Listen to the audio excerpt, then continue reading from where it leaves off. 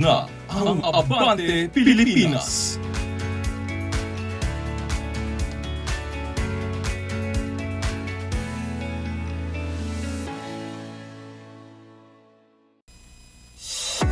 Good news mga kaabante, dahil ang inyong number one tabloid, di lang radyo, TV pa.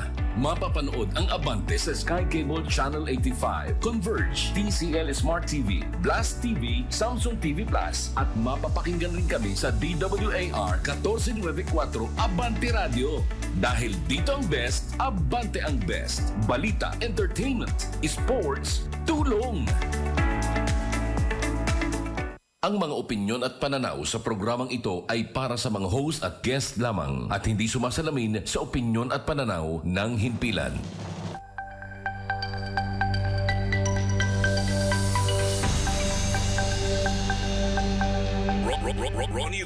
Ronnie Ramos, Abante Pilipinas.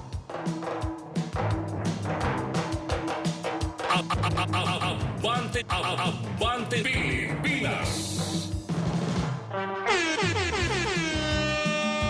Good morning.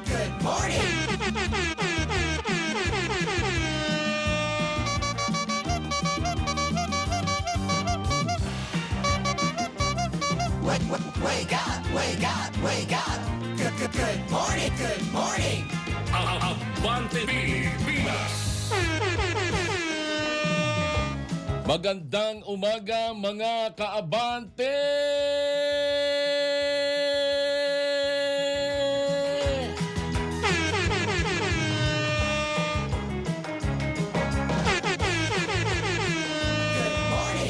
Good morning. Naimbag no bigat, yu amin apo. Good morning.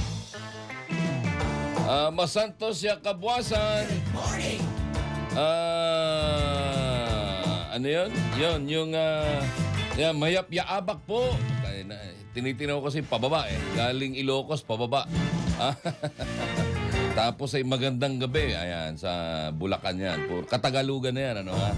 Bulacan, pababa ng Metro Manila, dire-diretso ng Quezon, Laguna, Batangas. Yan, sa Calabarzon, Rizal. Ayan, Tagalog region.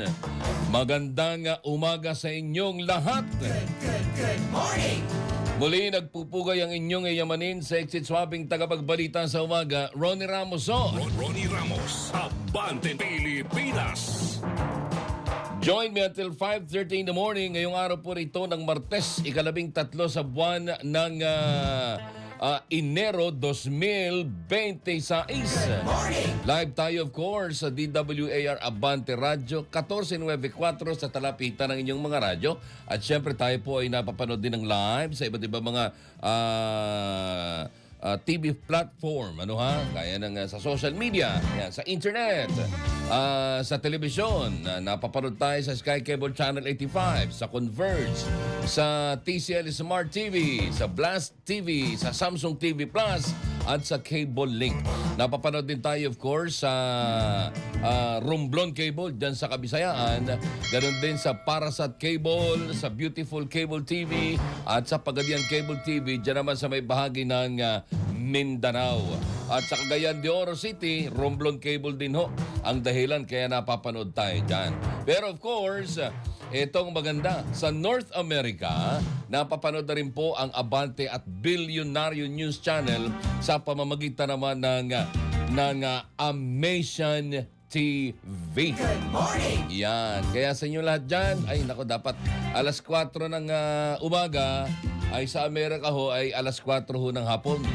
Or kasi anong banga ba yan? Naka-daily time, naka-DOST. Daylight saving time pa ba sila? DST pala. Daylight saving time. Parang alas 4 ngayon ng madaling araw sa New York. Oo, tapos ay pagdating ng March ay magiging alas 3, minus 1 hour. Yun. Parang ganon. Anyway, ano't ano man yan, sa inyong lahat, saan mang panig ng mundo, good morning, good afternoon, and good evening. Ronnie Ramos, Abante Pilipinas.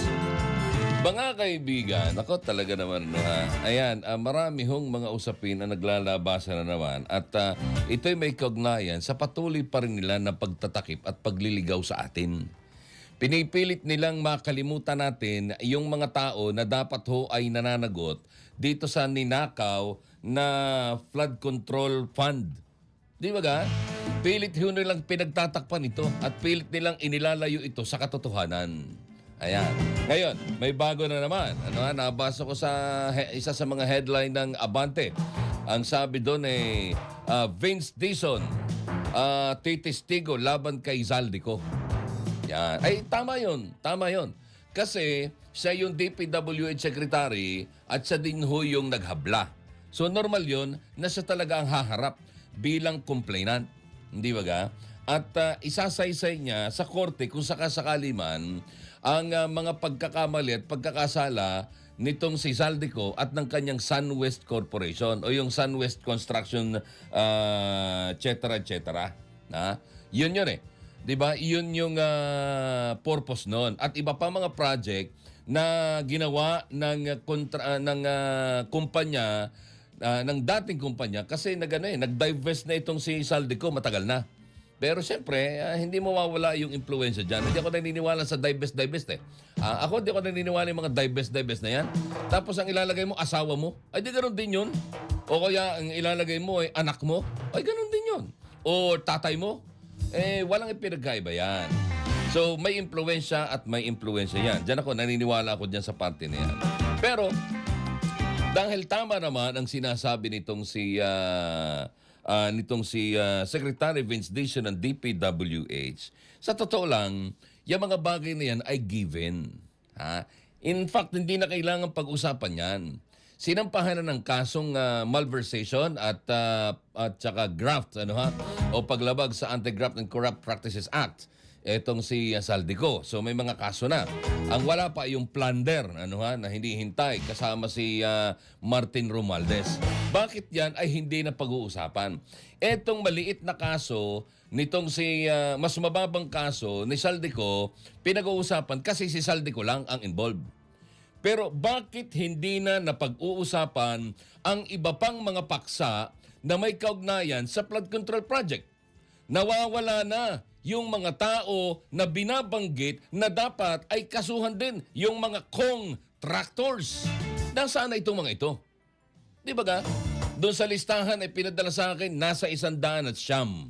Lahat-lahat yung mga contractors na yan. Well, doon sa listahan, when I read it, ay talaga namang hindi ako naniniwala na lahat ay kasama dyan. Pero ilan-ilan lang yun. Ilan-ilan lang. Yun lang yung mga taong kilala ko. Pero yung iba doon, hindi ko kilala eh. So kung may kilala man ako doon, wala pang 10. Sabihin nating 5, 8. And other than that, yun na. So, eto ngayon, nasaan na? Bakit iba na naman? Nakatuon na naman tayo ay kay Zaldico. Kinakalimutan na naman natin. Inililigaw na naman tayo nitong mga lintik na ito. Di ba ga? Wala. Nasira na yung tiwala.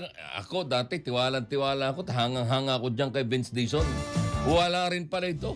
Nasusupalpalan din pala to. Ronnie Ramos, Abante Pilipinas.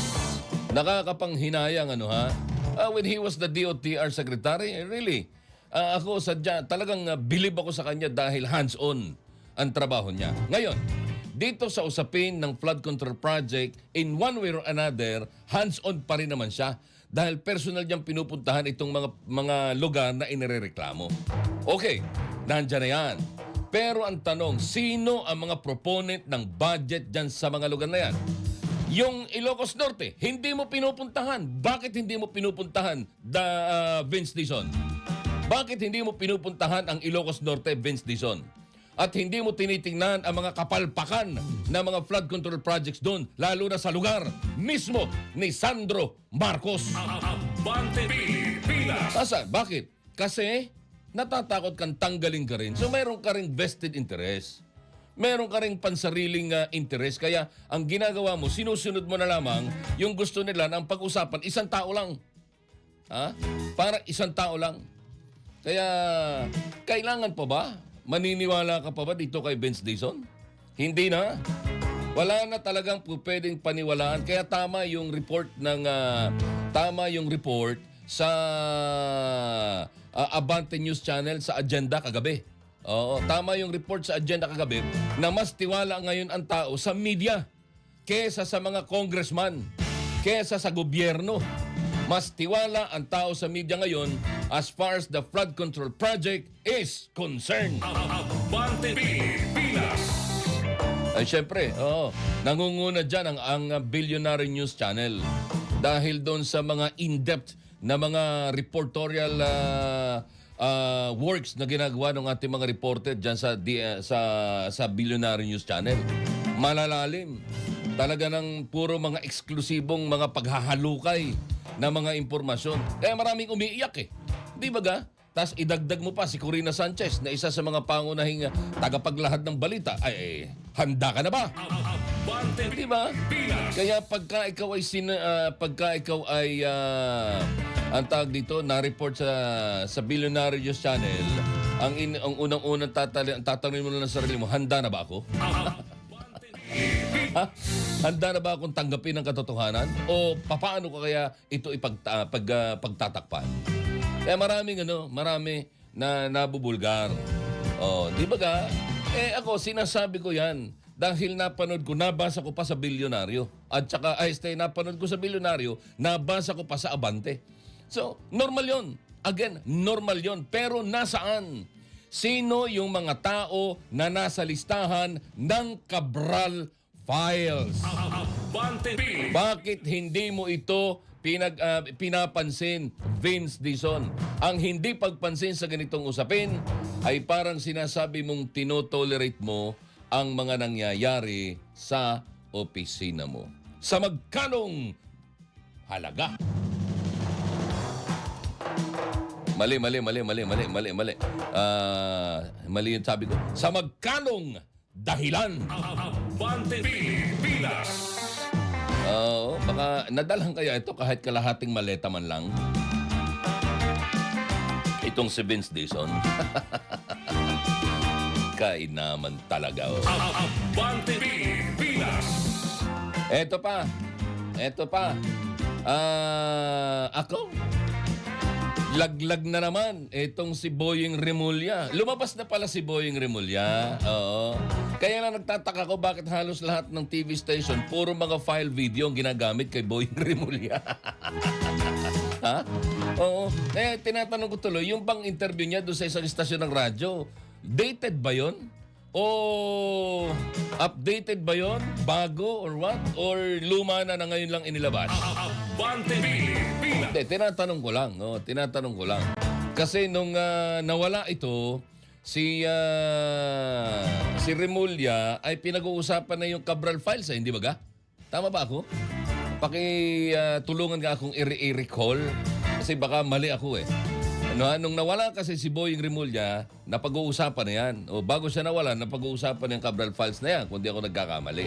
So, hindi kaya ito'y dati ng interview, recorded at ngayon kahapon lang lumabas o kamakalawa? Abante Pilipinas. Kasi imagine hanggang ngayon, yung ibang mga report na nababasa ko tungkol kay Boying Remulla, napapanood ko, puro mga file video. Nasaan ang bagong video? Ibig sabihin hindi humaharap si Boying Remulla. Abante Nagtatanong lang naman ako. Nagtatanong lang po. Okay. Ngayon, napahiya na naman siya. Sinagot siya ng Meralco. Pagkatapos niyang i-judged publicly by means of trial by publicity, pagkatapos niyang hatulang guilty, etong si Leviste, kaugnay dito sa di umano'y pagbebenta niya ng kanyang shares ang pinag-uusapan, di ba ga? Binenta daw yung kanyang kumpanya sa Meralco. Mali. Itinanggi ng Meralco yon. Wala hong ganyan. Pwede ba? Tumigil kayo sa pagpapakalat ng malisyosong balita, sabi ng Meralco. Nakakahiya ka, Boying Remulla. Talaga hanggang ngayon, tanda mo na. Hanggang ngayon, yan pa rin ang style mo, bully.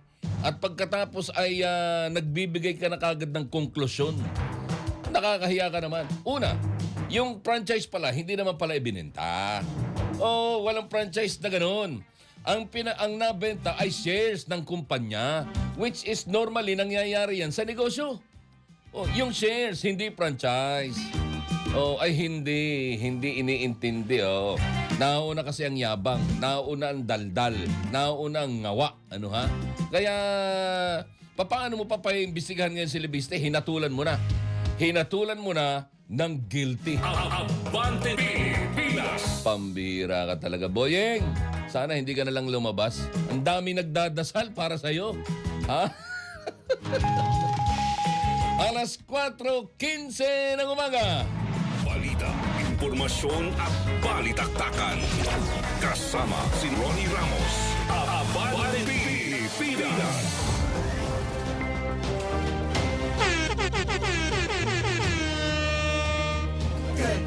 Good morning. Good morning, John Maiton. Mga bagong nagbabalik na teammate ng Abante Pilipinas. Good morning, Mark Shane Cusio. Mark Shane Cusio, Caprice Cayetano, and Marco Masa. Bati na. Happy birthday, Ashley Sarmiento. Abante Ayan, happy birthday. Happy birthday po sa mga nagbe-birthday ngayon. Happy birthday. At saka belated happy birthday din kay Kapitan Kalinisan diyan sa bahagi ng diyan sa may bahagi ng ng Bacoor, Cavite. Oo. Nicolas ba? Ano nga barangay? Sana nalimutan ko na yung pangalan. Anyway, belated happy birthday, Cap. Happy birthday. At sa inyong lahat, mga kaabante, Good morning. araw ngayon ng Martes, 13 sa buwan ng Enero 2026. Darito ng ulo na mga balitang ating pagsasaluhan ngayong umaga. Headlines. Flood control hearing muling ikakasa ng Senado sa January 19. Headlines. Pangulong Marcos, focus lang sa trabaho sa kabila ng mga bantang impeachment. Headlines. Attorney Harry Roque humirit na mabasura ang kinakaharap niyang disbarment complaint. Headlines. Pagsamsam sa luxury cars ni Zaldico, legal ayon sa Philippine National Police. Headlines. 63 superflu cases na itala sa bansa ayon sa Department of Health. Headlines. Ronnie Ramos. Abante Pilipinas. Sa detalye ng ating mga balita, Abante Pilipinas. sisimulan muli ng Senate Blue Ribbon Committee ang pagdinig nito sa anomalya sa flood control project sa January 19. Sa isang panayam, sinabi ni Senate Blue Ribbon Committee Chairperson Senator Panfilo Ping Lacson na tatalakayin sa pagdinig ang napaulat na pagbawi nila ni dating dating DPWH engineers Bryce Hernandez at Henry Alcantara sa kanilang mga naunang pahayag. Ayon kay Lacson, sinabi ng Department of Justice na wala pang official recantation si Alcantara. Sa kabila nito, kailangan anyang pag-usapan ng komite ang mga consequences sakali ngang may plano o ituloy ni Alcantara at Hernandez ang pag-recant. Ipapaliwanag din sa dalawang dating DPWH officials na maaari silang maging liable sa perjury kapag nag-recant sila ng statement. Abante Pilipinas. Yan yung sinasabi ko yan. Ha? Hindi pa nga nangyayari, tinatakot na kagad. Ngayon, maituturing mong perjury yan. Ako sa tingin ko hindi po ako abogado. Pero sa tingin ko, maituturing mo lang na perjury yan kapag intentional, malicious, ang ginawa mong pagsisinungaling. Pero kung lahat ng yan ay dahil sa utos ng ilang mga opisyal, lalo na ng scriptwriter ng inyong investigasyon kuno, ay hindi. Palagay ko delikado yung mga nagsulat dyan. Kasi ako, unang-una na sasabihin ko, halimbawa na lang, ang lahat po ng mga sinabi ko ay hindi ho galing sa aking sarili. Napilitan lang ako dahil tinatakot ako ni Boyeng Rimulya. Halimbawa lang yun. Halimbawa lang. Kasi siya lagi ko nakikita nagbibigay ng papel Nababasahin ni Alcantara. Oo. At pagkatapos si Alcantara, napapagano na lang Napapailing. Parang ano na naman itong paggagagawa, pagsasasabihin kong kasinungalingan na ito. Abante Pilipinas. Oo, kaya okay lang. Huwag kayong matakot. Ang sinasabi nga namin, alam nyo, walang ibang makapagpapalaya sa inyo kundi katotohanan lang. Hindi ka makakatulog ng hindi ako naniniwala nakakatulog ng mahimbing itong sa Alcantara eh. Oh. Hindi rin ako baka nga hindi na nakakatulog ito dahil tabi-tabi po dahil sa sitwasyon ni Alcantara, as I look at him, in my end, ang tingin ko mukhang delikado ito pag natulog ito ng masarap. Baka hindi na magising. Abante Pilipinas. At hindi rin siya makatulog dahil baka, yun nga, baka habang pinipilit siyang matulog, siya naman ay alta presyonin. Kaya, alam nyo, parang wala kang hirap, hindi mahirap sa kalooban mo, hindi ka namimighati, sa malalim na Tagalog, tama yung nilalandas mo. Sabihin mo ang totoo. Sapagkat ano't ano man ang mangyari, ikaw lang naman ang makukulong dyan. Ikaw lang. Yung mga tao, mga pinagbabanggit mo, makakagawa ng paraan yan para pagtawanan ka, lalo pat hindi naman totoo. Di ba? Yung i-implicate mo yung isang tao dahil lamang sa isang text na nagsabing, bigyan mo nga kami ng project dito. Di ba? I don't think na kailangan yun, na yan ay sapat na. Para sabihin, ikaw, nagbigay ka ba? Naghatid ka ba ng pera kay Joel Villanueva? Ikaw ba mismo? Oh. Yung bang inutusan mo, totoo bang dinala niya? Or what? Pambihira, di ba ka? So yan yung bagay na kailangan mong ikonsidera bilang isang totoong tao. Ako nakikita ko naman na meron pa ring natatagong bait itong si Henry Alcantara. May nakikita pa rin akong bait sa kanya. At sana ay isabuhay niya yung natitirang kabaitan na meron sa kanya. Sana isabuhay niya yan. Libreng Christmas. Chest X-ray. Mariosep, libreng chest X-ray at PPD test. Ano itong PPD test na ito? Sinagawa sa Malabon. Alamin natin ang buong detalye ng umabanting balitang yan mula kay Abante reporter Chirk Balagtas. Abante Pilipinas. Good morning, Chirk. Bilang bahagi ng pinaigting na kampanya kontra tuberculosis o TB at iba pang sakit sa baga, naghandog ng libreng chest X-ray at PPD test ang pamahalang lungsod ng Malabon sa Excel Station of the Holy Cross Parish sa Barangay Hulong Duhat.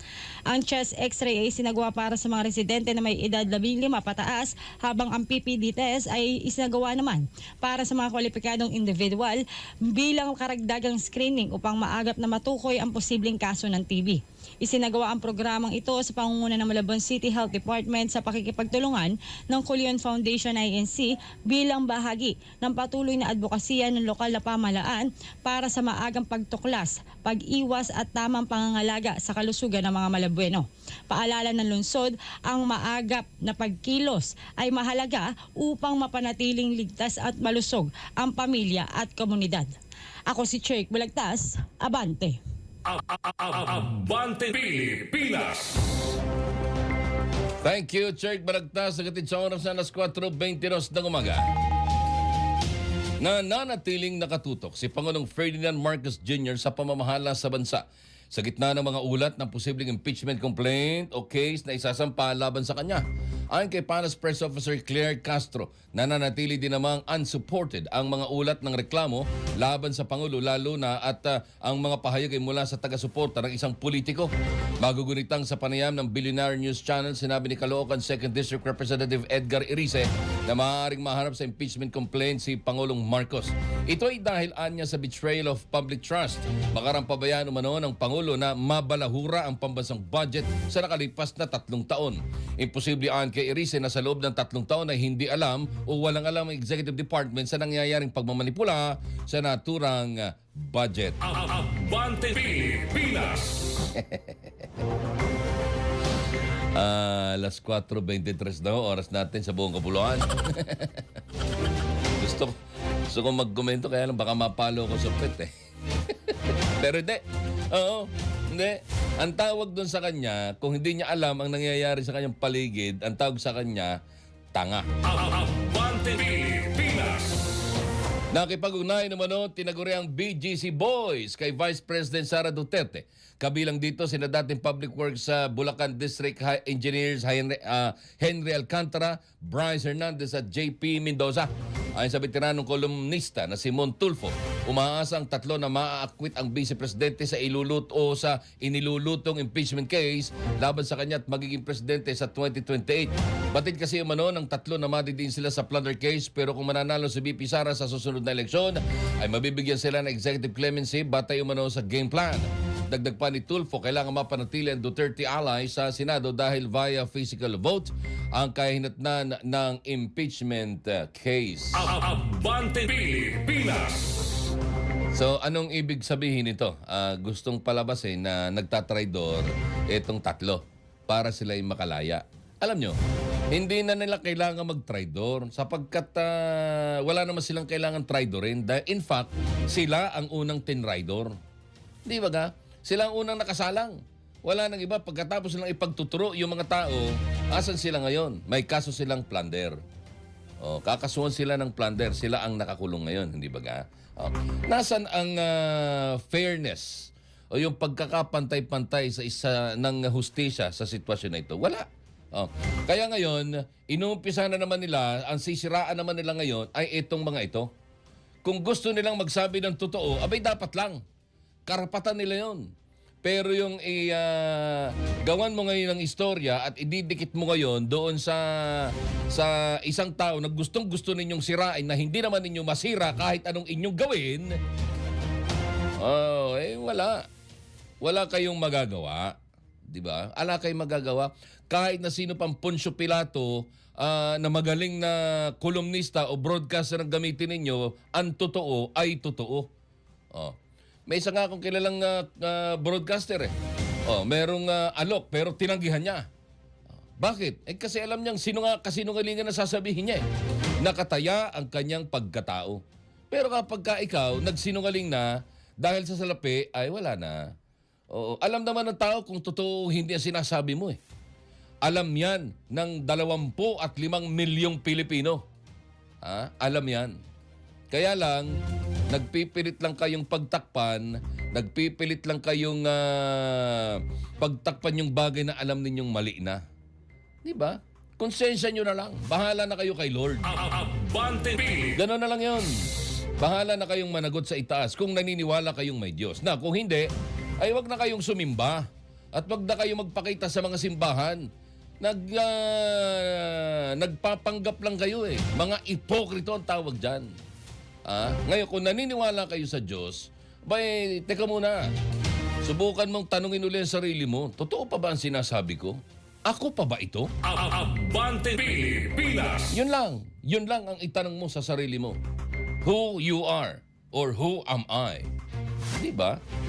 Itong mga taong hinahangaan ko nung araw, Diyos ko, ano nangyayari kung kailan tumatanda saka nasisira ang kanilang pagkatao? Ronnie Ramos, Abante Pilipinas! Alas 4:27 na ho ng umaga, mga kaabante.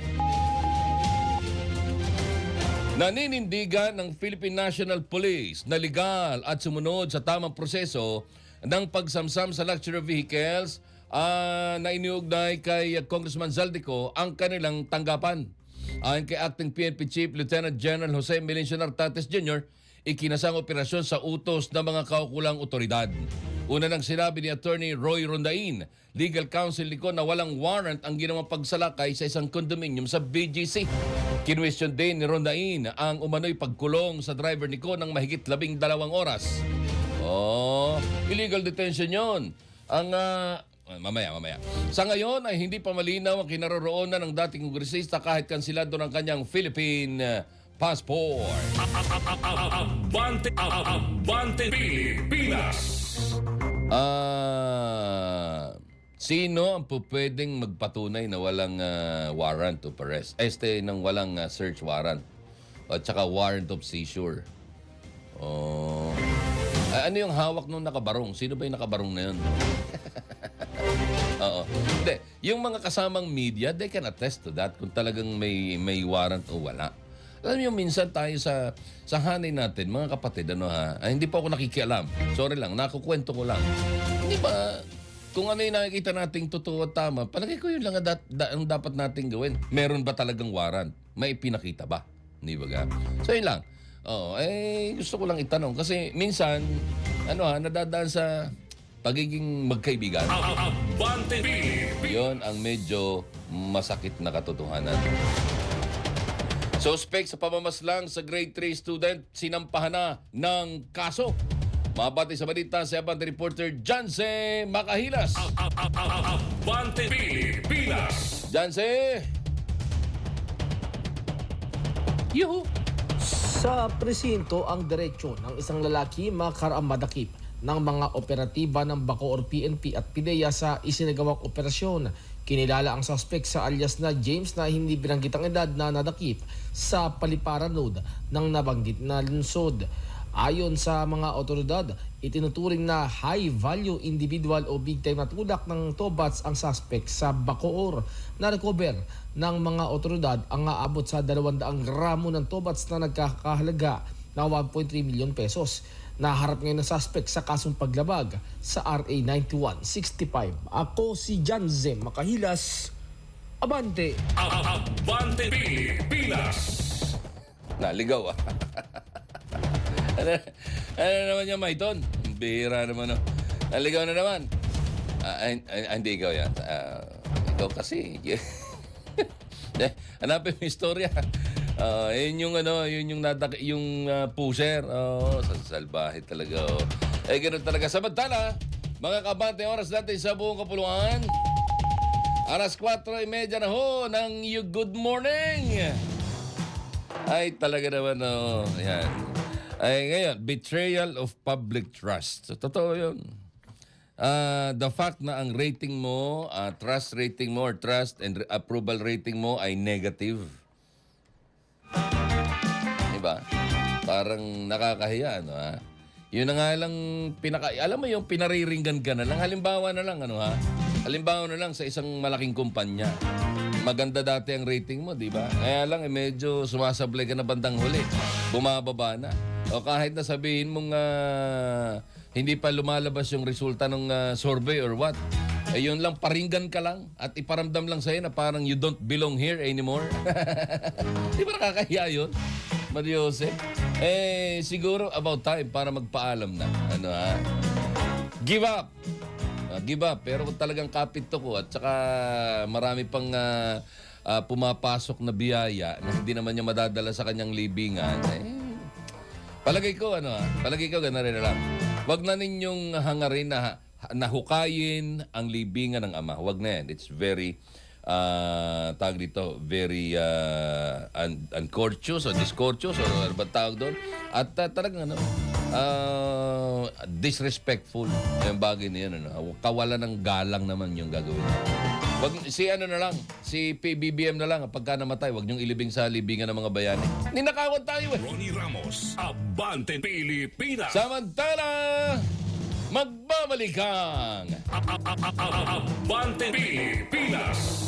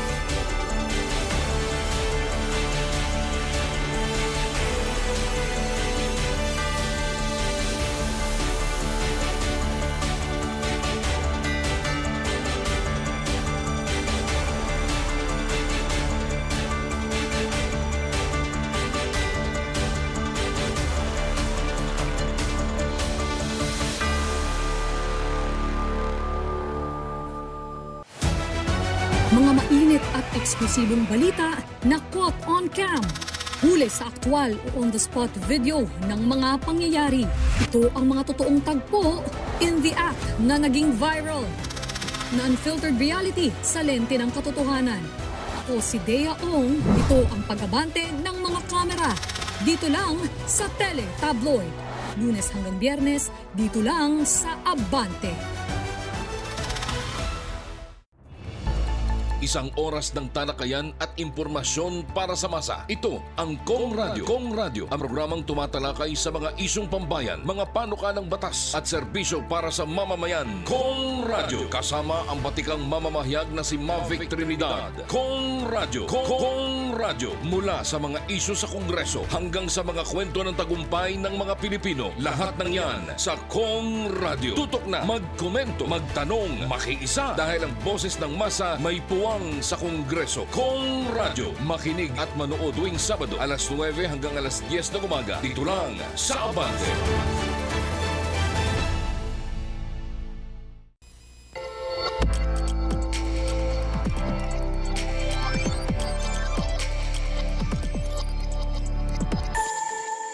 Ronnie Ramos, Abante Pilipinas.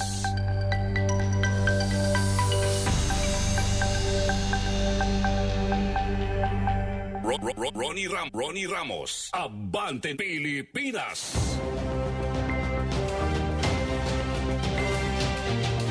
Ipinababasura ni dating presidential spokesperson Harry Roque ang disbarment complaint laban sa kanya na nag-ugat sa pagbabahagi niya ng polvoron video na iniugnay kay Pangulong Ferdinand Marcos Jr.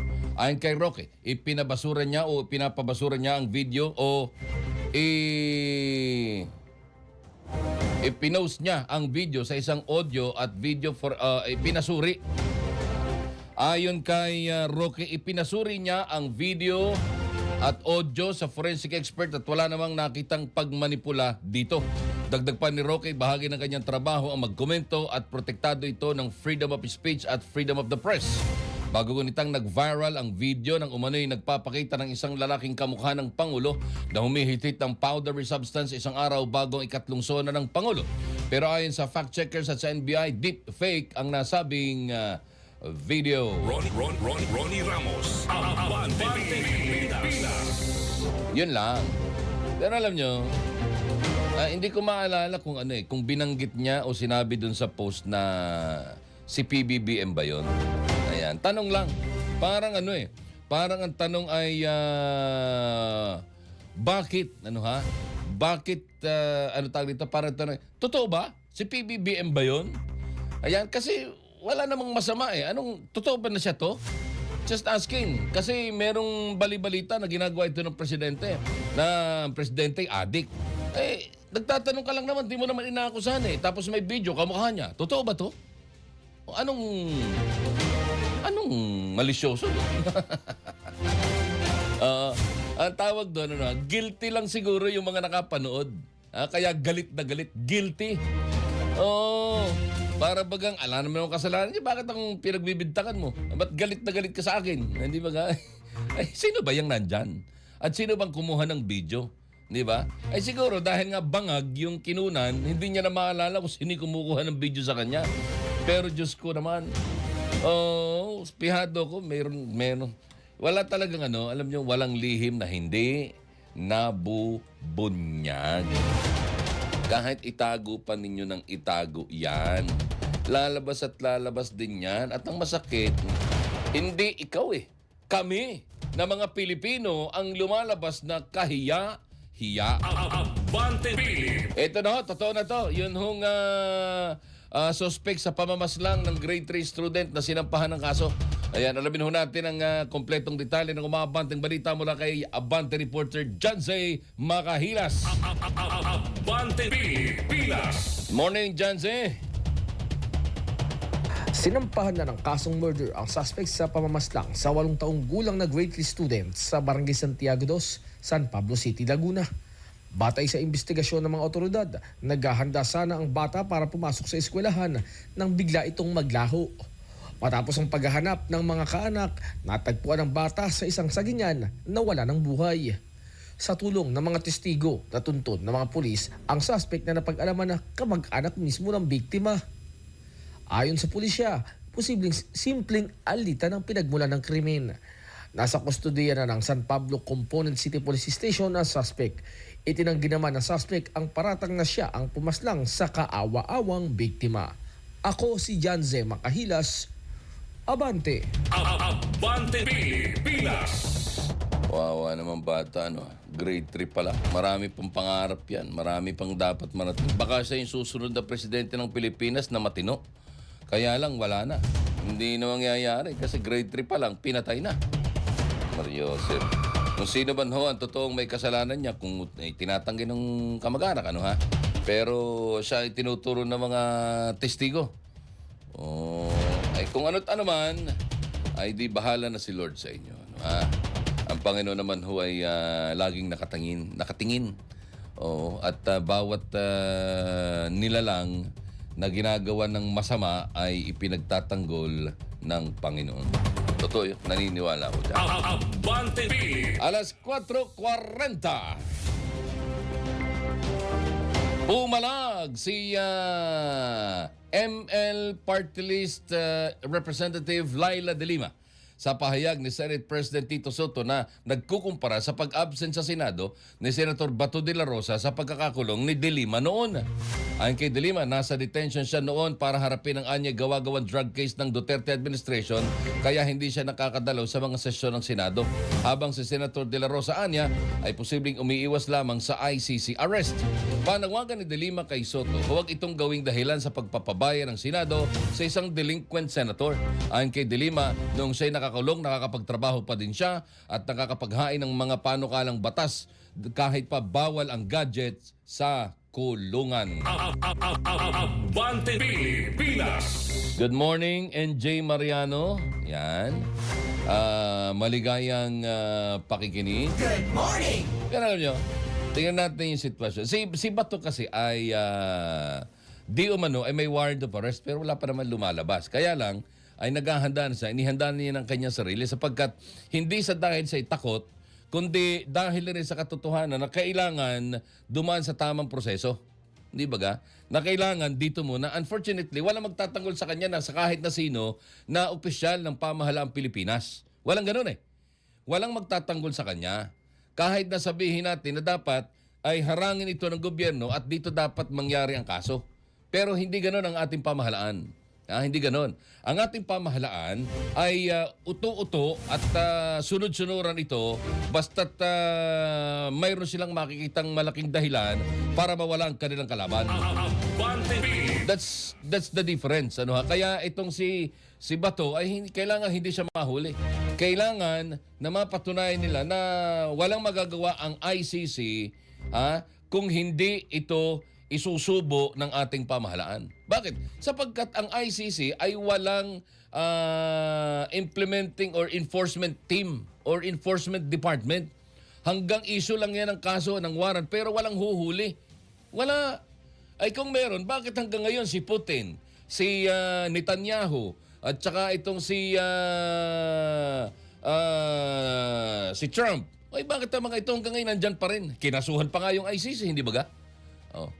Kinasuhan pa yung ICC. Pero dahil may mga bagay o may mga taong kayang paikuti ng ICC sa tamang halaga, ay di nagagawa nila, dapat nilang gawin. Yan lang, ay kailangan dito ang kapal ng mukha dahil kailangan mong mag-tridor sa iyong inang bayan. At kailangan ipalabasin mo na walang kwenta ang justice system sa Pilipinas. And that's the reason of it, di ba ga? Kaya may ICC dahil para tugunan yung mga usapin sa isang nasyon na hindi kayang lutasin ng kanilang hudikatura. Ng justice system. Wala eh. Ay dito sa Pilipinas, kaya naman yan. Yung mga pulis nga na bumaril kay Kian de los Reyes, de los Reyes ba yun, o de los Santos? Yung addict, yung pusher. Di ba ga, nakulong, natanggal sa trabaho, yung mga pulis. Ibig sabihin, magagawa dito yan kung talagang merong EJK or tawag dito yung di ba, extrajudicial killing na nangyayari. Wala eh. Si De Lima naman, by the time, may warrant of arrest, hinuli, nakulong. Pero kung naunahan niya na malamang may warrant of arrest na laban sa kanya, ay palagay ko, magtatago din ito. So, what's the difference? Di ba ga? Anong pinagkaiba nun? Nahuli ka lang. Nahuli ka lang. Yung isa, hindi pa huhuli. Kasi walang magtatanggol sa kanya. That's the point. Sa halip na ipagtanggol siya ng sarili niyang bansa, ipagkakanulo pa siya. Ay ikaw nahuli, hindi ka nakapasok. Siya hindi makapasok, hindi pumapasok kasi ipagkakanulo siya ng gobyerno. Ay kung ikaw ang nasa side niya, palagay ko magtatago ka rin. So ano pagkakaiba ron? Pareho kayong wala sa sesyon. Di ba? Tama naman si Soto dun eh. Di ba? Hindi mo lang matanggap. Bitter ka lang, De Lima. Abante Pilipinas! Ganun ba? Bitter ka lang. Alas 4:44 na ang oras natin sa buong kapuluan, mga kaabante. Lumagda sa undertaking ang US citizen na si Chantal Anicoche para manatili siya sa pangangalaga ng ospital sa Camp Kapinpin sa Tanay Rizal. Ayon sa pahayag, the 2nd Infantry Division spokesperson at Chief of Public Affairs Colonel Michael Aquino, nilagdaan ni Anicoche ang undertaking sa harap ng isang independent third-party lawyer mula sa Integrated Bar of the Philippines. Sa nasabing dokumento, inihayag ni Anicoche ang kagustuhan at voluntaryong pananatili sa 2nd Infantry Division Station Hospital para sa pagsasailalim pa sa mga medical procedures. Ayon kay Aquino, inirerespeto naman ng 2nd Infantry Division ang pasya ni Anicoche para matulungan na makarecover sa kanyang medical conditions matapos ang naranasang physical at mental challenges sa kabundukan.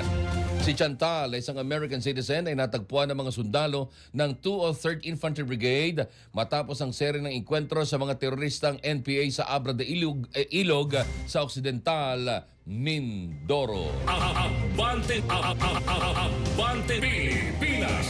Maliwanag yan, ha?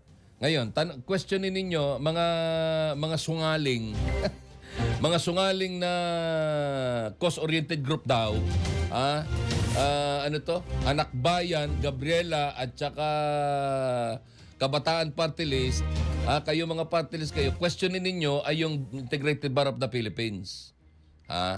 Yun ang inyong harapin. IBP. Sapagkat ayaw sumama sa inyo ni Chantal. O ayaw sumama sa inyo ni Chantal. Di ba? Bakit? Kasi siguro na sa tagal niya ng pagtatago doon sa hukay na kinaroroonan niya, doon niya na-realize na, what am I doing here? I thought they're my friends.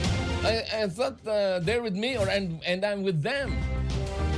But they left me in vain. Di ba?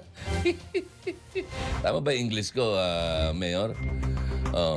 Di ba nga? So siguro na-realize niya na hindi pala mga totoong kasama itong mga to, mga mapagsamantala. Imagine, ngayon nagsisisigaw etong mga supporter ng terorista na ito, nagsisisigaw sa kalsada. At gusto nilang palabasin na etong si Chantal.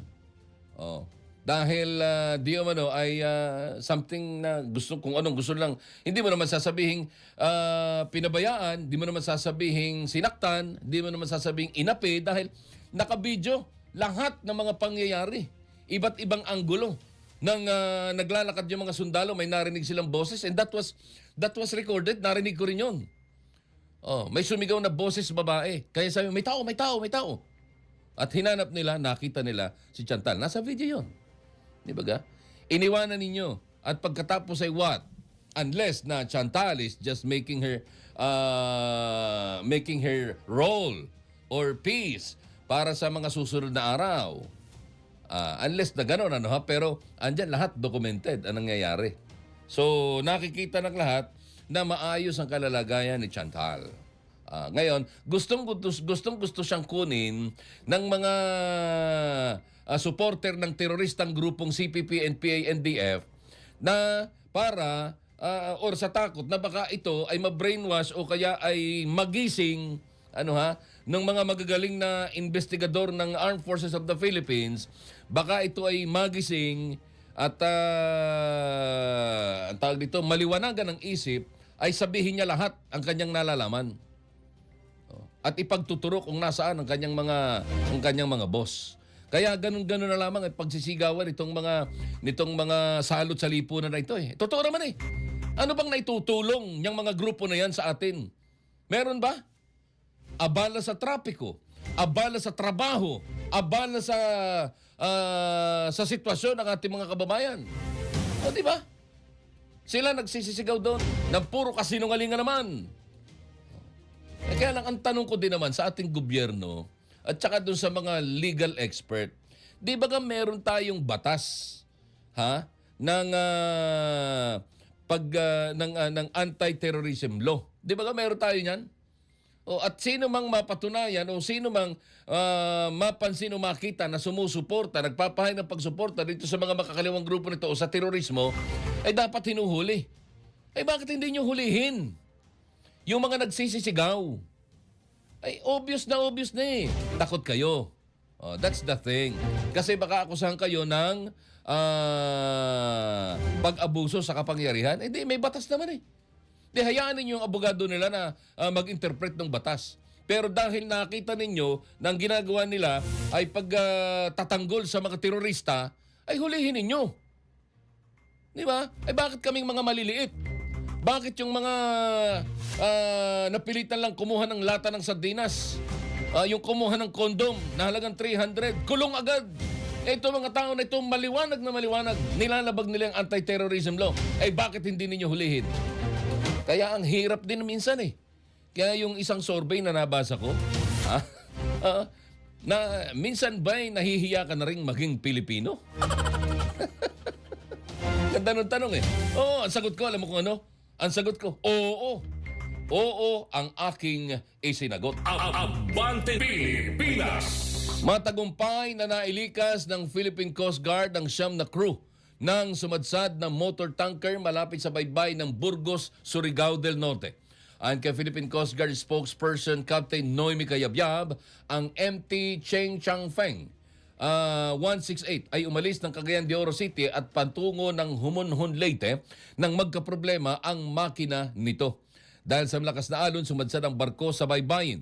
May kargang 3,500 litro ng diesel fuel ang barko, pero ayon sa Coast Guard, wala namang nakitang oil spill sa katubigan. Sa kabila nito ay magpapatuloy pa ang technical assessment ng Philippine Coast Guard upang masiguro na walang naging pinsala sa karagatan ang naturang insidente. Abante Pilipinas! Ayan. Ay, ganyan naman, Jeep the Striker de Ocampo. Good morning, sir. Sir ba o ma'am? Hindi ko kita eh. Hindi ko kita mahalit yung profile photo. Profile photo. Yan. Good morning at maligayang pakikinig. Oo, dyan po sa ating programa. Alas 4:52 na ho ang oras natin sa buong kapuluan. Kaya kayo, pag-aralan nyo namang maigi. Oo, kasi, di ba? Ang dami niyang mga salot sa lipunan na nagsisisigaw sa kalsada. Pagkatapos hindi ninyo hinuhuli. Ay hayaan yung abogado nila magpatunay na wala silang kasalanan. Pero dahil nakikita natin na sila ay nagpapakita ng maliwanag na suporta sa mga terorista, ay hulihin ninyo. Hulihin ninyo. Di bahala silang patunayang wala silang kasalanan. Dahil nakikita natin doon sa batas yun ang nilalabag nila yung batas. Kaso wala eh. Hindi rin natin maintindihan itong mga tagapagpatupad natin ng batas. Hindi ko alam kung ano ba ito. May presyo ba yung pagpapatupad ninyo ng batas or what? Abante Pilipinas! Tatanong lang. Nagtatanong lang. O may humaharang sa inyo sa Malacanang dahil magkaibigan na sila ng dahil yung Malacanang at saka itong mga terrorist mga komunistang congressman ay kaibigan na ng Malacanang. Alin ang nangyayari sa mga nasabi ko? Abante Pilipinas! Nagtatanong lang. Nagtatanong lamang. Ronnie Ramos, Abante Pilipinas! Alas 4:53 na ho oras natin sa buong kapuluan. Naharang ng Bureau of Immigration sa Ninoy Aquino International Airport ang 2 pasaherong biktima ng human trafficking. Ayon sa BI, ang dalawang lalaki na edad 48 at 52 ay aalisan na ng bansa patungong Hong Kong bilang mga turista. Pero nang sumalang sa panayam ng immigration officers, pabago-bago umano ng pahayag ang mga ito at hindi nagtutugma. Sa isinagawang secondary inspection, umamin ang dalawang pasahero na sila ay na-recruit para magtrabaho sa Russia. Dadaan naman sila sa Hong Kong at doon nila hihintay ng kanilang plane ticket at visa patungong Russia. Pag-amin pa ng dalawang biktima sa social media nila nakilala ang kanilang recruiter at pinangakuan sila ng 100,000 hanggang 150,000 pesos na buwanang sahod. Abante Pilipinas. Ay, marami hong ganyan. May mga napapanood ho ako sa video, sa Facebook, ha? Oo, na pinapakita nila yung kanilang trabaho as farmer, etc., etc. Ay, totoo naman po yun na ang buhay ng farmer sa ibayong dagat kumpara sa Pilipinas ay talaga naman pong kaiga-igaya. Yung isang buwang sweldo mo dito sa Pilipinas, ay Diyos ko, magkano ang araw ng magsasaka dito sa Pilipinas? Nasa 400 plus. Ngayon, kung 400 plus yan, times 30, sabihin natin walang day off, times 30, magkano yun? 12,000. Di ba ka? Isang buwan. Tapos yung ipinopost nung nangiingganyo na pumunta ka sa abroad, ha? Sa Switzerland daw. Switzerland nga ba? Oo. Ang sinasabi, nasa 150,000 ang kanyang isang buwan na trabaho, na sweldo. Abay, syempre nakakaingganyo yun. Nakakaingganyo. Kaya lang tanong, legit ba? Kasi baka mamaya, pumatol kayo, ay hindi naman pala yung lisensyado ng DMW. Alam mo ninyo, chances are, sabihin na nating totoo, pero chances are, magka-problema ka sa documentation kasi una, wala hong lisensya yan. Hindi siya accredited na recruiter. Ganon yon. So, lalabas siya na human trafficking. Kasi hindi kanila pwedeng i-hire dahil hindi naman sila qualified na mag-hire. Di ba? Unless na yung pangalan nung farm o agency o employer ay nakalista o nasa rehistrado sa DMW. Yeah, pwede pa yon. Kaya kung meron kayong nakikita na ganyang alok, huwag kayong basta-basta susunggab. Ha? Huwag nyo basta-basta susunggaban. Ay magtanong muna kayo. Pwede naman kayo magtanong sa amin, sa media. Tulungan natin. Pwede kayo magtanong direkta doon sa DMW. Yung kanila pong website ay madali namang buksan. I-type nyo lamang ho doon sa Google, dmw.gov.ph. Dadalhin kayo nun doon. At pagkatapos, pag pindot nyo, tatanungin lang, are you human? Tatanungin lang yon. Ay, ganun talaga eh. Para masiguro na ang kausap nila ay tao at hindi kunwari tao. Di ba? At pagtapos doon, meron dong tab na po pwede mong hanapin yung mga licensed recruiter. Yan. Hanapin ninyo doon ang pangalan o kaya i-type ninyo yung pangalan ng nagre-recruit sa inyo. Pag wala doon, ay wala. Ingat. Ingat. Ngayon, kung tiwala naman kayo doon sa kausap ninyo, adi yun. Kaya lang, again, ang magiging papel ninyo pag alis dito, tourist. Kasi wala kayong working visa eh. Hindi kayo bibigyan ng visa na working dahil hindi naman accredited yung nag-recruit sa inyo. Sino magbibigay sa inyo? Di ba? Inyo. Yan. So ngayon, pagka nagkamali ka ngayon, pumatol ka, dadalhin ka sa isang bansa. Wala kang kilala. Pagdating mo doon, are you sure na safe ka?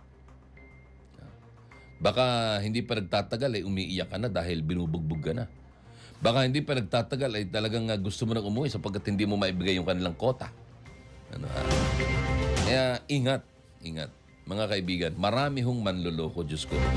Ngayon hong panahon ng mga demonyo ang panahong ito dahil taghirap ang buong mundo. Abante Pilipinas.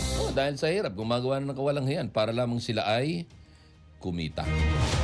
Di ba? Iba nga, nagbebenta na lang ng kanilang katawan para kumita kahit papano. Pwede ba ako magsanla ng katawan ko? Mayor, saan ba tayo pwede? Walang papatol dito. Puro kolesterol. Abante Pilipinas. Philippine Red Cross tumulong sa apektado ng pag-alboroto ng Bulkang Mayon. Mabante sa balita si Abante reporter Janze Makahilas. Abante Pilipinas. Janse!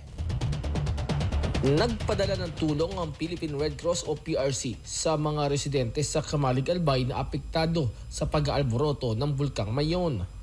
Ito'y matapos itaas sa Alert Level 3 ang bulkan dahil sa mga aktibidad dito, maliban sa pagsasagawa ng preemptive evacuation na mahagi rin ng face mask ang Red Cross sa mga inilikas. Samantala, nagkaroon naman ng coordination plan ng Philippine Red Cross sa Albay para sa mga susunod nilang hakbang sakali tumindi pa ang sitwasyon sa probinsya. Ako si Janze Makahilas, Abante! Abante Pilipinas! Thank you, Janse Makahilas! Thank you. At hindi pa ho tayo tapos. Ang Abante patuloy po ninyong napapanood sa DWAR Abante Radio TV, at napapakinggan sa DWAR Abante Radio sa 1494 sa talapitan ng inyong mga radyo. At kami syempre live sa ating mga social media platform, Facebook, YouTube, Instagram, X at TikTok. Kaya pwede ho kayo magpadala ng inyong mga mensahe dyan, at para mabati kung mayroon kayong gustong ipabati, gusto ipa-shoutout o kung mayroon kayong gustong sabihin. Masama ang loob ninyo sa gobyerno, okay lang yan. Basta't wag lang kayo magmumura, So babasahin po natin yan. Samantala, tayo po live din sa TCL Smart TV, Converge, sa Sky Cable Channel 85, Plus TV, Samsung TV Plus at Cable Link. Napapanood din tayo sa Kabisayan sa pamamagitan ng Romblon Cable. Sa Mindanao, napapanood din tayo sa pamamagitan ng Romblon Cable sa Cagayan de Oro City. Ganoon din po dyan sa may bahagi ng Beautiful Cable TV area, doon sa mga lugar na sakop ho ng Pagadian Cable TV at ng Parasat Cable TV. Available din tayo dyan. Ang ilang mga balita ng Abante ay napapakinggan din po sa 65 himpilan ng K5 News FM nationwide. Thank you. Good morning, Sir Errol Dacame, na laging nabablock ang kanyang account sa Facebook. Good morning, Errol Dacame ng K5 News FM. Samantala, magbabalikan! Abante Pilipinas!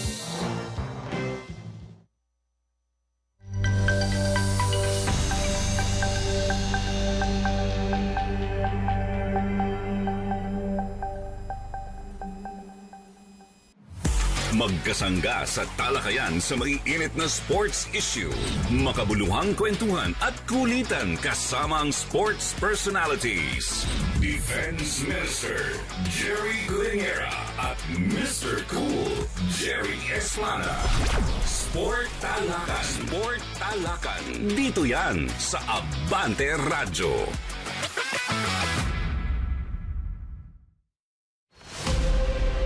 Sa bawat paggising, may panibagong hamon. At sa bawat hamon, may mga boses na handang lumaban. Abante sa balita, abante sa aksyon, abante sa serbisyo publiko. Raya Kapulong at Francis Folve. Abante sa umaga, Lunes hanggang Biyernes, alas 7 hanggang alas 8 ng umaga. Dito lang sa Abante.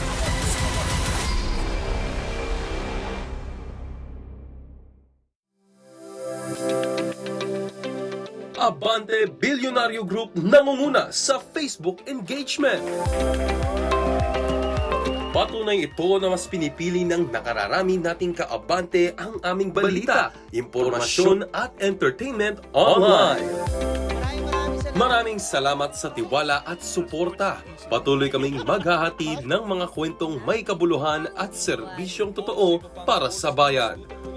Let's go, go, go again! Matapos mag-viral ang umano'y Susuri kung nagagastos ng tama, iniulat din natin dito sa Teletabloid.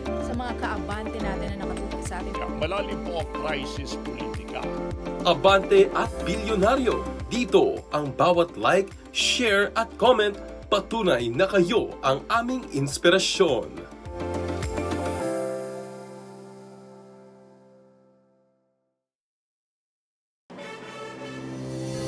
Alam mo ba kung gaano kahalaga ang mga ahensya ng gobyerno sa ating araw-araw na pamumuhay? Marami sa kanila ang matatagpuan sa paligid ng elliptical road sa Quezon City, kaya tinawag silang mga elliptical agency. Tara, kilalanin natin sila.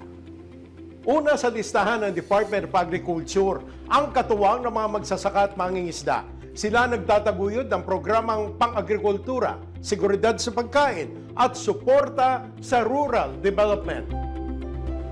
Pangalawa, ang Department of Agrarian Reform o DAR na naglalayong bigyan ng sariling lupa ang mga magsasaka sa pamagitan ng reforma sa mga lupa. Bibigyan din ng mga bagong pag-asa at kabuhayan. Ang Department of Environment and Natural Resources o DNR naman, ang tagapangalaga ng kalikasan. Sila ang nangunguna sa pangangalaga ng kagubatan, karagatan at likas na yaman ng bansa. Ang gobyernong malapit sa tao naman, yan ang Department of the Interior and Local Government o DILG. Sila ang tumutulong sa mga lokal na pamahalaan upang mas maging epektibo at tapat sa serbisyo. Teknolohiya para sa progreso. Yan ang layunin ng Department of Science and Technology o DOST. Sila ang nagdadala ng siyensya at inobasyon sa bawat sulok ng bansa. Samantala, ang Department of Budget and Management o DBM ang tagapamahala ng pondo ng bayan. Tinitiyak nilang bawat sentimo ay napupunta sa tamang proyekto at serbisyong pampubliko. Nakabantay naman sa pondo ng bayan, iyan ang Commission on Audit o COA. Sila ang nag-audit o sumusuri kung maayos na nagagamit ang kaban ng bayan. Ilan lamang ito sa mga ahensyang matatagpuan sa elliptical road na bawat isa ay may mahalagang gampanin sa kaunlaran ng bayan. Sa kanilang pagkakaisa, mas epektibong maipapatupad ang serbisyo publiko. Makialam, Makiisa, Makibahagi. Para sa bayan, para sa bawat mamamayan. Ako si Eileen Taliping. Billy Vegas, Benji Liwanag, Edwin Balasa. Abante!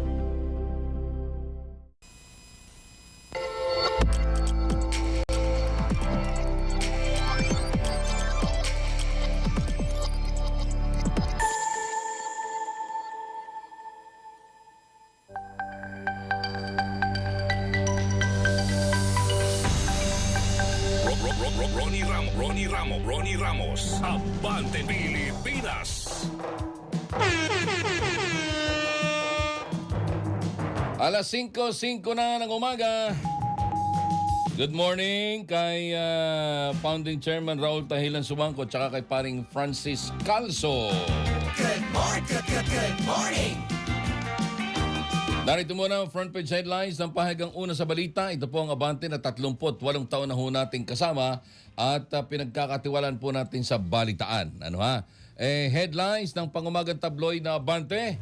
Ngayong Martes, January 13, 2026. Abante Pilipinas. Ikinasa ng Senado ang Angara 5, Galamay, dadamputin. Abante Pilipinas. Isa daw sa miyembro ng tinagurang Angara 5 ang maaaring arestuhin kapag inisnab ang susunod na hearing ng Senado sa multi-billion peso flood control scandal ayon kay Senate President Pro Tempore Panfilo Ping Lacson.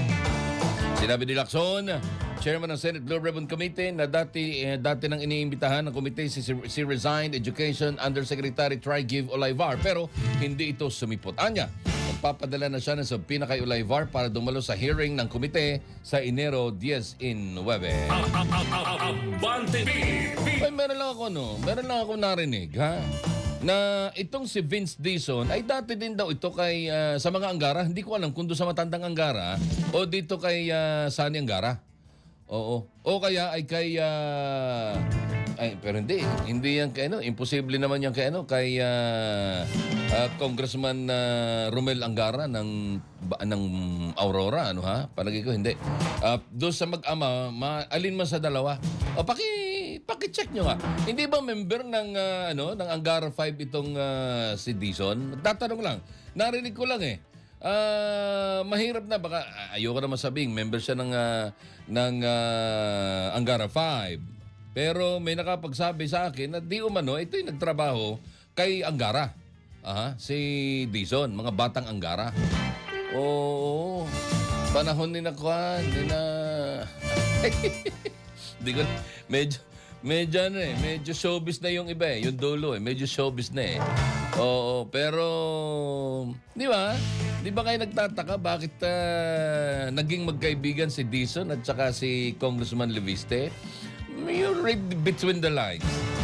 Read between the lines. There's a connection between there. Abante Pilipinas. There's a connection about it. Kaya tanong ko, hindi ba member ng Angara 5 itong si Dizon? Nagtatanong lamang po. Abante Pilipinas. Isa pang headline ng Abante, ang sabi dito, testigo sa Sandigang Bayan. Zaldico, ibabaon ni Vince Dizon sa baha scam. Abante Pilipinas. Again, ano ha? Ay, basahin ko muna. Sorry.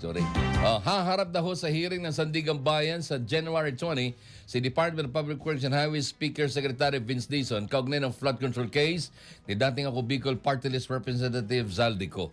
Nahaharap si Ko sa kasong graft at malversation of public funds dahil sa Manila Substandard Road Dike Project na ginawa ng SunWest Incorporated sa Nauhan, Oriental, Mindoro. Ang proyekto ay nagkakahalaga ng 289 million pesos kung saan bahagi ng dike ay bumagsak dahil sa habagat doong 2025. Abante Pilipinas. Yan. Saan sa Nauhan? Kasi nung araw, way back 1997, naman medyo matagal na, ano ha? Ay ako'y nandyan sa Mindoro. Ano ha? Noon ay DWIM. Oo, DWIM na itinayo ni dating Mulanay Mayor Tito Ojeda. Ayan. Ang tawag dito, na-acquire ni dating Governor Rod Valencia, RGV. Rod Garong Valencia, kaya RGV yan eh. Oh. Meron diyang isang barangay ng Nauhan, malapit sa barangay ng Nauhan, malapit sa Kalapan. Yan, yung medyo pagitan daw, bandaron, ano ha? Halos ko, nalimutan ko ng pangalan ng barangay. Pero kaibigan ko yung kapitan dyan, kaya lang, yung kapitan dyan, magaling din eh. Oo, inassassinate lang. Binaril at ang ginamit na baril, sariling baril pa niya. Can you imagine that? O, ganun. Hindi ko na maalala kung anong barangay yun dyan sa Mindoro. Meron talaga dyan inirereklamo noon pa na dike. Kailangan kasi nauuk-uk o na kinakain na ng tubig yung gilid. Palawak na, malapit ng abutin yung mga lugar ng kabahayan. Ay, delikado yun. O, doon sa lugar na. Yun kaya yung sinasabing anong tawag dito? Yung ayun, sabay. Yeah, Substandard Road Dike Project. Yan. Road Dike Project, kasi dulo niyan ay kalsada eh. Yun kaya yun. Matagal na, ano ha? Tagal na, 1997 pa yun. In fact, doon pa nga ginaganap minsan yung LEDAC ng Oriental Mindoro. Doon nagmi-meeting ang provincial government. No? Dahil nga sa mga problema na ganyan. But unfortunately, ay wala. Ngayon lang pala. Kung yun nga yun, ano ha?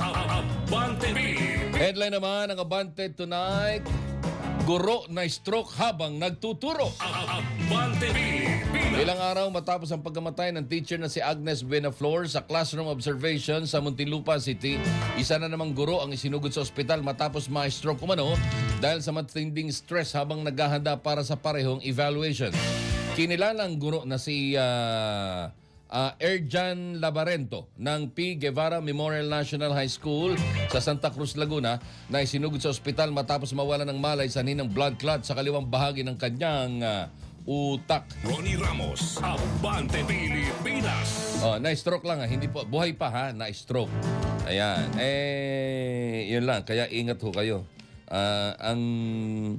Mabuti na lang. Kasi yung iba naman, sa halip na stroke ay nagiging aneurysm, pumuputok yung ugat.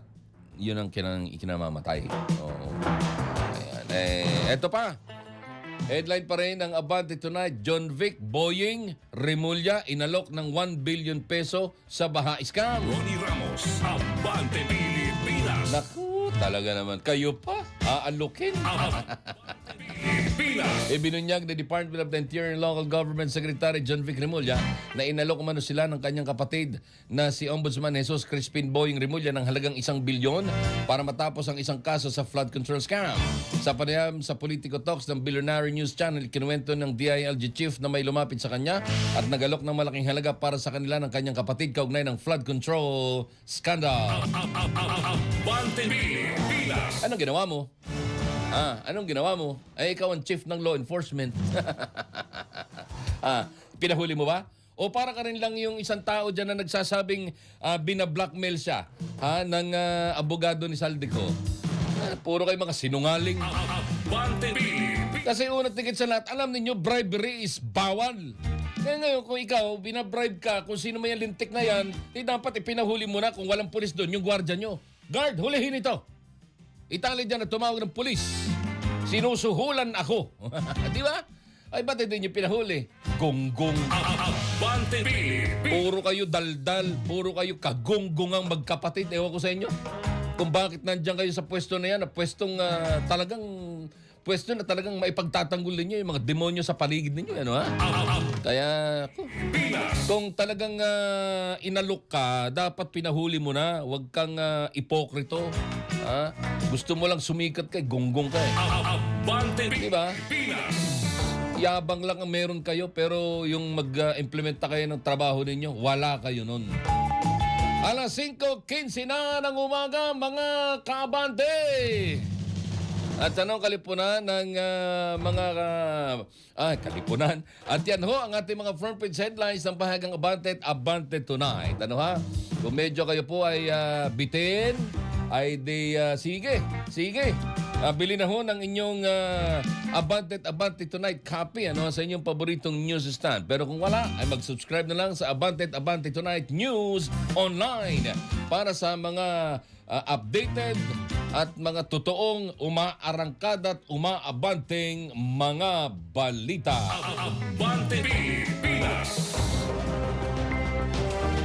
Alas 5:15 na ng umaga. Are, mga nanay, nadagdagan pa ang naitalang kaso ng super flu cases sa bansa noong nakaraang taon.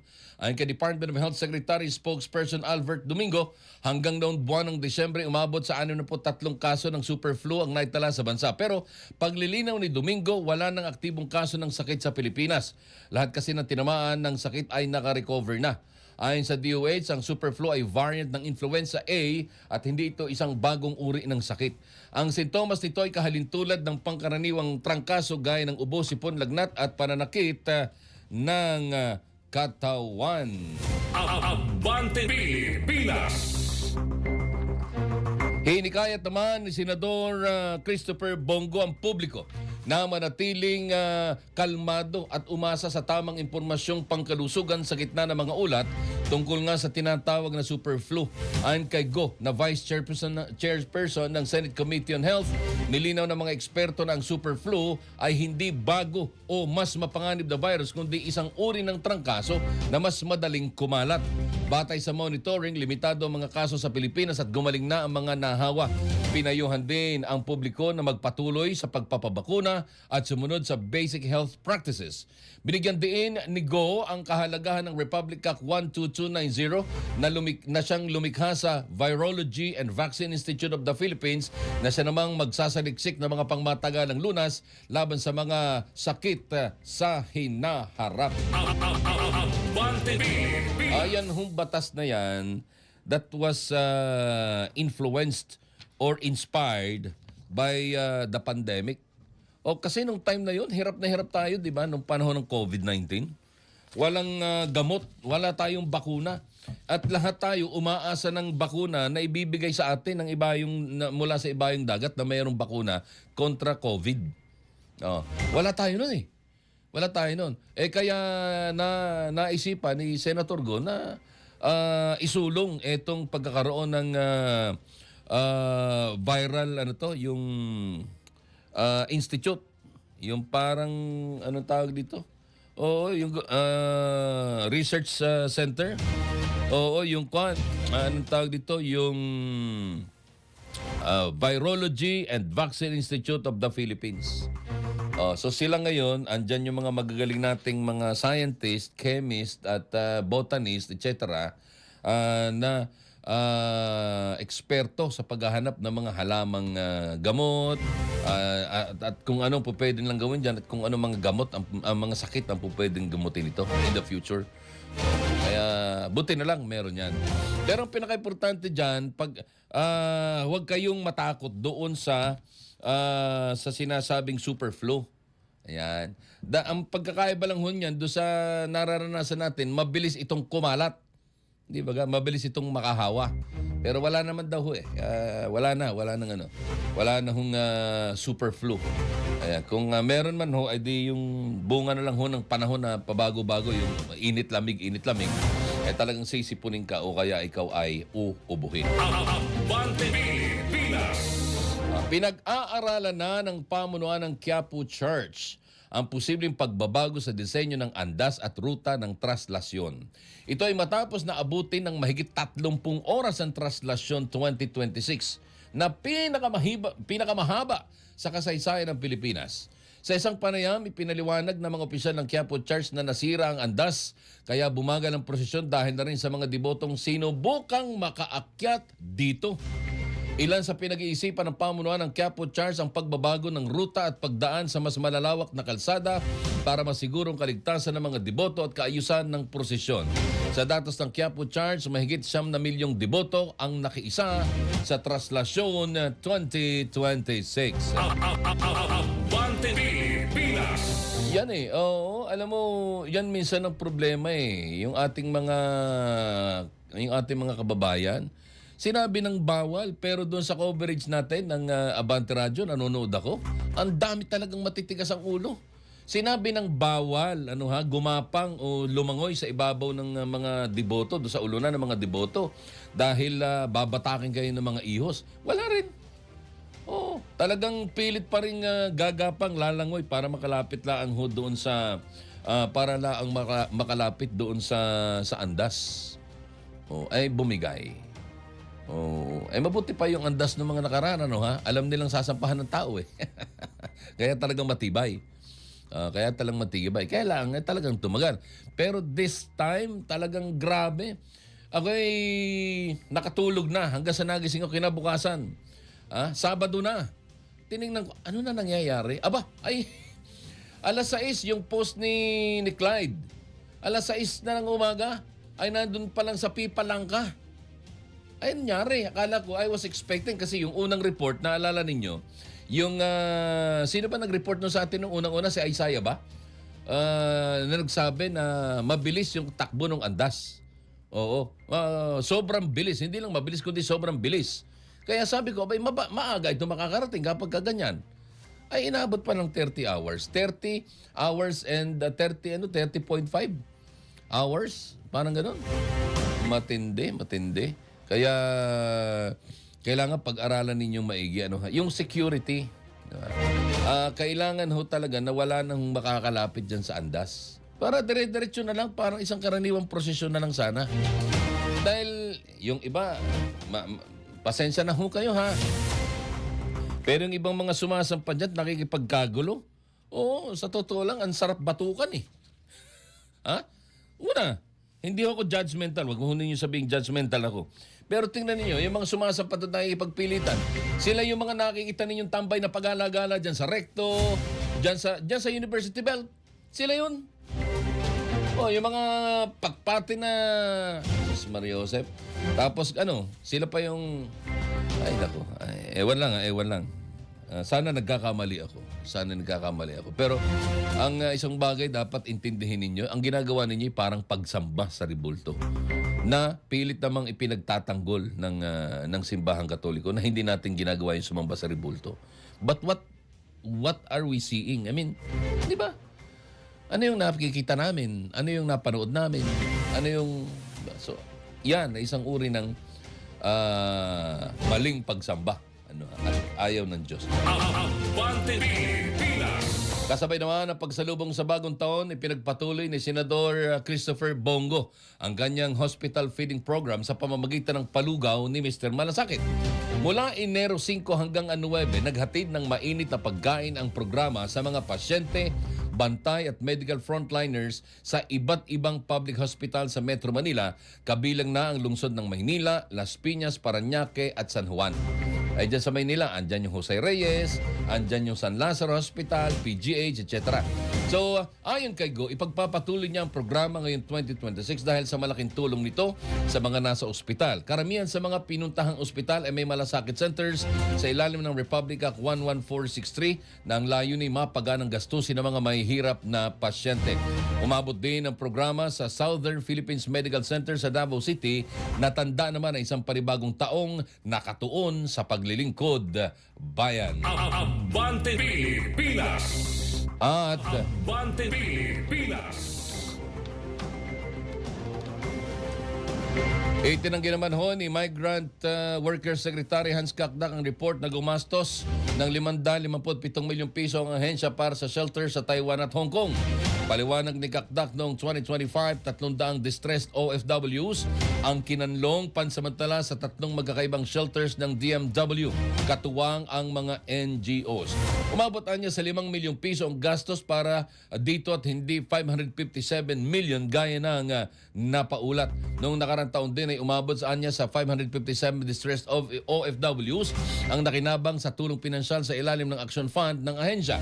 Sa ilalim ng programa ay binibigyan ng legal, financial at humanitarian aid ang mga nagkakaproblemang OFW. Abante Pilipinas! Ayan.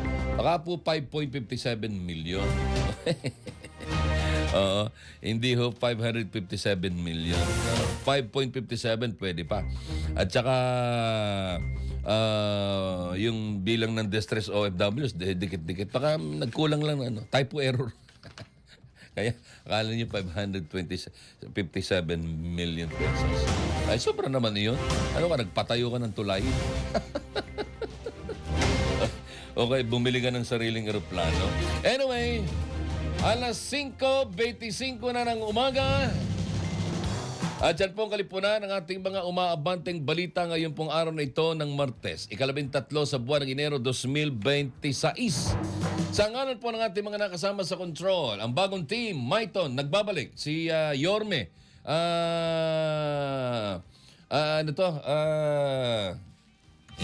Baste, Sebastian. Yorme Baste, Tolentino, si Fred, si Jason, at si Jam, at si Ace. Ako naman po inyong yayamanin, sexy swabing tagapagbalita sa umaga, Ronnie Ramos po! Maraming salamat. Ang tabayanan ninyo ang... si Jancy pala, sa labas ng piyanan, si Jancy at saka si... Sino pa? Si Jancy at saka si Cherk Balagtas. Samantala, ang tabayanan po ninyo ang Walang Atrasan with Benji Alejandro. Susunod na. Samantala'y bukas, magbabalik ang... Abante Pilipinas!